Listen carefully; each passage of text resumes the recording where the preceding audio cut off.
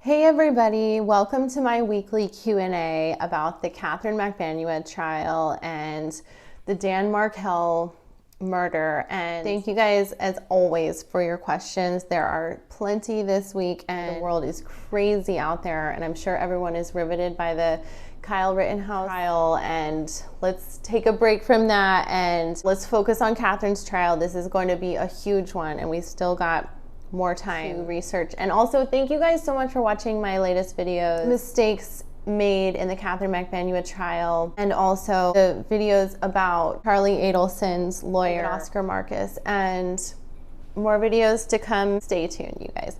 So let me just jump right into the first question from Kinor Spielman. A few from Kinor, so thank you so much for the content. Thank you for being a part of this group and being a part of the Justice for Dan group.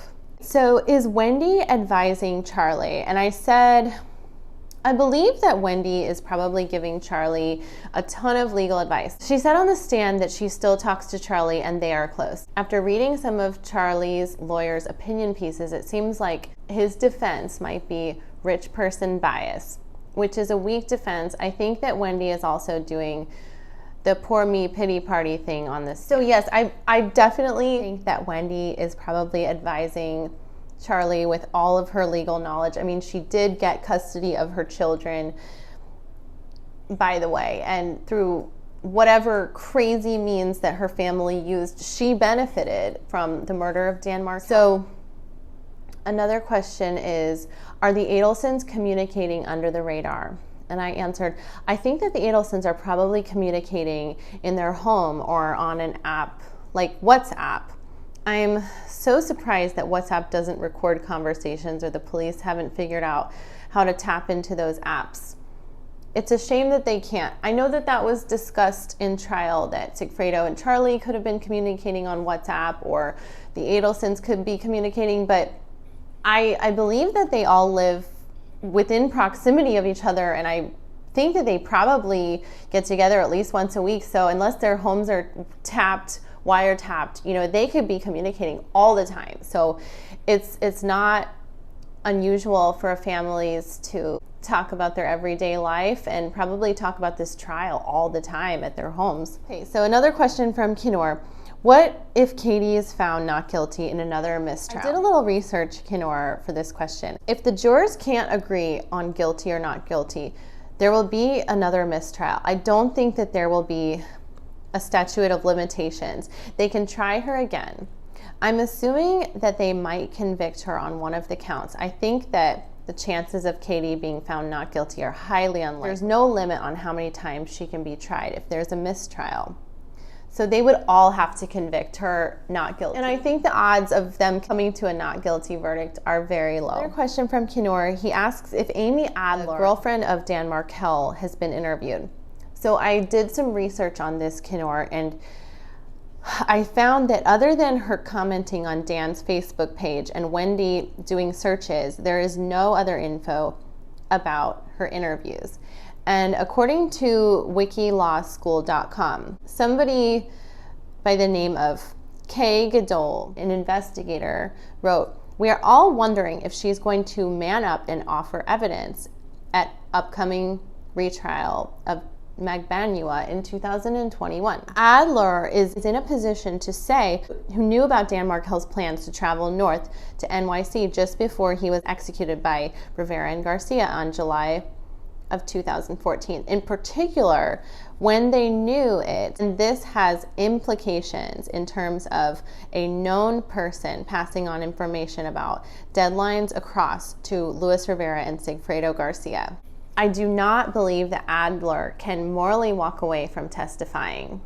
So that was an investigator, I believe someone not attached to the trial, and he's just kind of urging her to come forward and testify. I mean, I don't think that her testimony obviously was that compelling enough for the state to put her on the stand, although it got me thinking, would a motive for the murder have been that Wendy was afraid that Dan was going to take the children up to New York City? It really got me thinking, and that is something that I'm going to add to a video that I will do in the far future of Wendy's motives, which I don't believe I've done yet. I don't believe I've done Wendy's motives or Charlie's motives. So add those into the comments if you want to give me some more ideas about motives.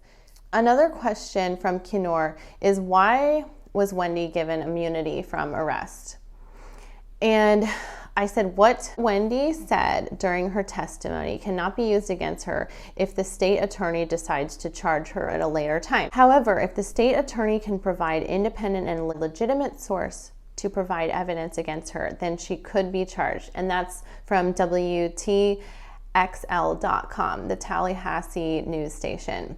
So if they can provide more evidence, of course they can arrest her. And assuming this is like any other trial, there could be more witnesses, there could be more evidence. Time will tell. Another question from Kinor is, thank you, Kinor, for these questions. I really enjoy doing the research and finding more answers, and this gives me ideas for more content for videos, so thank you.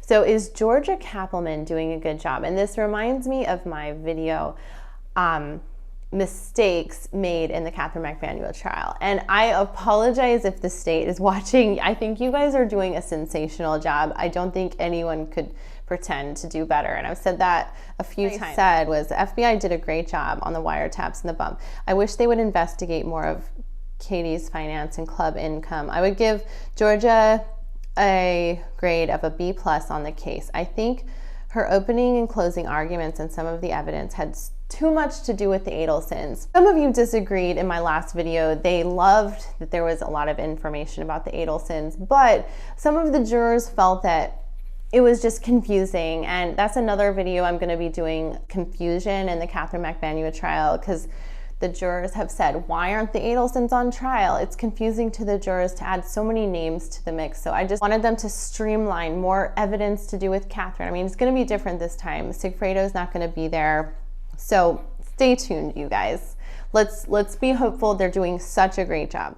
The question from Kinor is, are the Markels ambivalent on pressing charges against the Adelsons? So what I said is, they seem to be scared to do an expensive civil trial. And they are also speaking to the Senate about Florida laws concerning the grandparents' laws. So I found this information about the Markels' parents who live in Canada say they have been denied access to their grandchildren for years. And they are backing legislation to ensure the grandparents' visitation rights. They are advocates and have called a major blind spot in the Florida law. Ruth Markel said that this year has shown us what it feels like to be isolated from family, but as the world becomes safer from COVID, still too many of us face alienation of a different form. There is no vaccine to protect grandparents in circumstances like the ones my family has faced. This is obviously a travesty of justice, and if Ruth Markel and Dan Markel's father are watching, and his sister, like, we're obviously with you and want justice in any form to come through, if it's this law or future trials. So Matt Bradlow asks, why would the hitman do this murder for free? And how did they get the address? So if the state's theory is that, you know, the hitman communicated with Charlie, or if maybe Charlie's theory would be that these hitmen took matters into their own hands and did this on their own, how would they have found the address? So I said this is going to be hard to prove for Charlie if his defense is that Sigfredo did this on his own. They could look in the yellow pages and find the address of Dan Markel. That would be a lot of work. Also to know his schedule, etc. in Tallahassee. Like if they were to set up Charlie and the Adelsons, like in order to frame them. So especially when they live in Miami. On the other hand, Charlie could have fished information from Wendi, like his gym schedule, address, etc. If he did that, this is diabolically bad.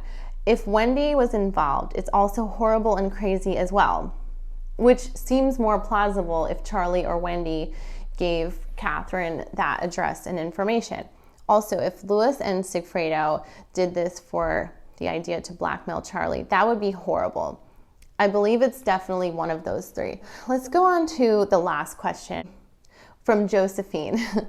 When is the second hearing coming up? And you guys, listen up. The next hearing for the Katherine Magbanua trial for the Dan Markel murder is going to be the continuance of the trial. A big basis is the existing discovery and need for more depositions. The case management hearing is December 9th and the new trial date is February 14th. So the Magbanua continuance was granted, and it's a big basis is the extended discovery and the need for more depositions. So thank you guys so much for following this trial, and please watch my latest video, Mistakes in the Katherine Magbanua trial, and I'm going to be coming out with a new video, Confusion in the Katherine Magbanua trial, and talking about jury confusion and how any newcomer to this case would feel trying to juggle all this information, all this evidence. Thanks so much for watching and subscribing. Please write your comments below for any future video ideas or any more questions. I want to continue doing these Q&As. And thank you guys so much for watching, and have a wonderful day.